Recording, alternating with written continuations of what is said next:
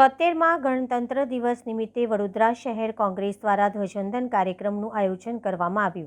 વર્ષોની પરંપરા મુજબ ગણતંત્ર દિવસે વિવિધ સંગઠનો તેમજ રાષ્ટ્રીય પાર્ટીઓ દ્વારા ધ્વજવંદન કાર્યક્રમનું આયોજન કરવામાં આવે છે। ત્યારે આજરોજ વડોદરા શહેર કોંગ્રેસ સમિતિ દ્વારા લકડી પુલ ખાતે આવેલા કાર્યાલય સ્થિત ધ્વજવંદન કાર્યક્રમનું આયોજન કરવામાં આવ્યું હતું। વડોદરા શહેર કોંગ્રેસ સમિતિના અધ્યક્ષ ઋત્વિજ જોશી દ્વારા ધ્વજવંદન કરવામાં આવ્યું હતું। આ પ્રસંગે વડોદરા શહેર કોંગ્રેસ સમિતિના અધ્યક્ષ જોશી દ્વારા ભારતીય જનતા પાર્ટી ઉપર આક્ષેપો મારવાનો મારો ચલાવવામાં આવ્યો હતો।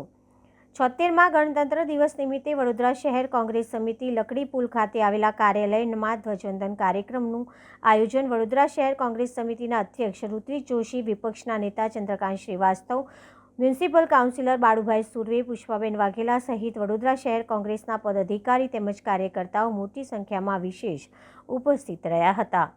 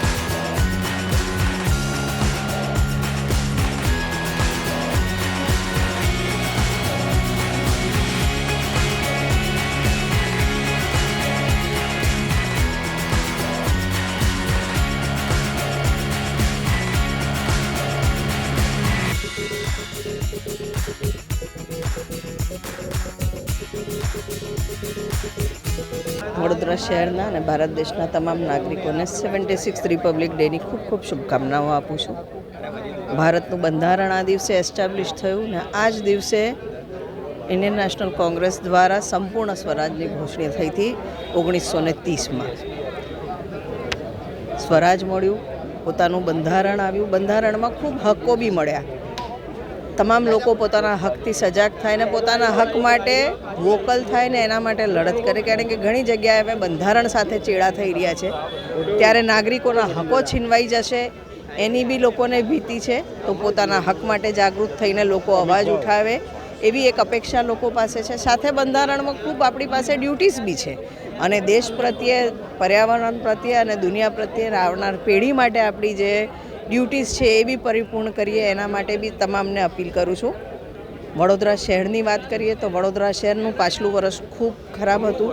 હરણી બોટકાંડથી શરૂઆત થઈ, પૂર આવ્યું, આ તમામ તમે જોશો તો ખૂબ મોટા ભ્રષ્ટાચાર ને એની પાછળ નાગરિકોના હકો છીનવાઈ ગયા છે, નદીના હકો છીનવાઈ ગયા છે, નદીનો પોતાનો જે વિસ્તાર હતો એ વિસ્તાર છીનવાઈ ગયો છે અને વડોદરા શહેરમાં 25,000 કરોડથી વધારેનું નુકસાન આ પુરાણોને, આ દબાણોના લીધે થયું છે, જે ગેરકાયદેસર બંધારણીય દબાણો થયા છે ને એ દૂર કરવાની આપણે માંગણી કરી છે।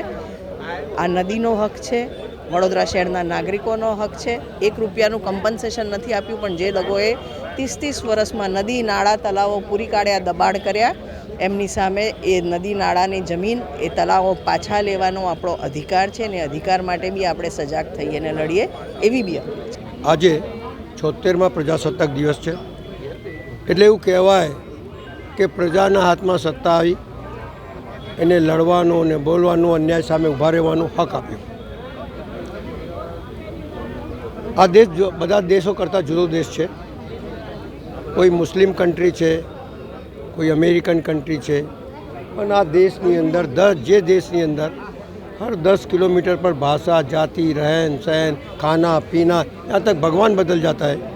ये देशની અંદર એકતા ને અખંડતાને સાચવવા માટે જે અમારા નેતાઓ પ્રયત્ન કર્યા, आज़ादी की लड़ाई में तो फांसी के तख्ते पे चढ़ गए, गोलियां खाई, लाठियां खाई, वो सब ठीक है, लेकिन 1950 के अंदर 1950 में प्रजा ने सत्ता आपी बाबा आंबेडकर અને એમની ટીમે।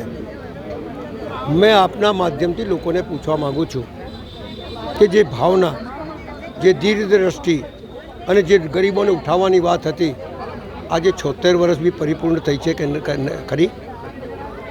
આજે બી ગરીબી છે, આજે બી ભૂખમરો છે, આજે બી સામાન્ય ગરીબ માણસને પોલીસ સ્ટેશનમાં ઘૂસતા ડર લાગે છે, આજે બોલવામાં ડર લાગે છે।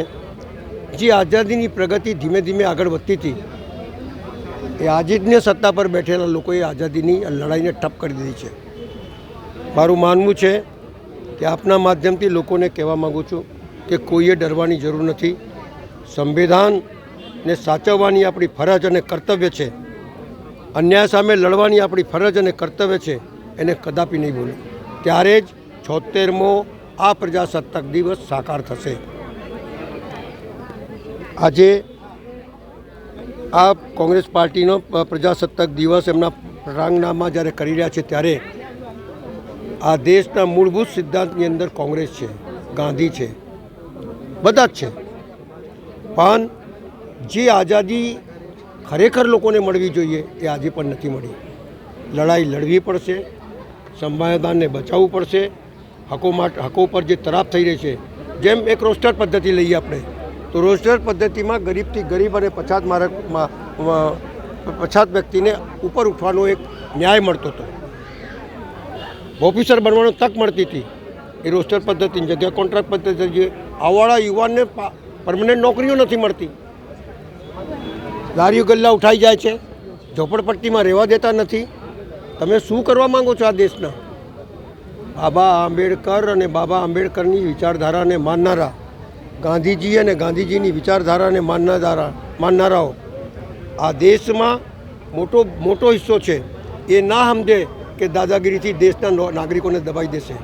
આ પ્રજાસત્તાક દિવસ એટલા જ માટે છે કે આઝાદી કી લડાઈ કે સાથ મેં માણસોની સ્વતંત્રતાની આઝાદી છે, અને એ આઝાદીને બરકરાર રાખવા માટે કોંગ્રેસ પાર્ટીનો હંમેશા લડાયક મૂડમાં રહેશે, લડતા રહેશે, અને લોકોને ન્યાય નહીં મળે ત્યાં સુધી કોંગ્રેસ પાર્ટી શાંત નહીં રહેવાની છે।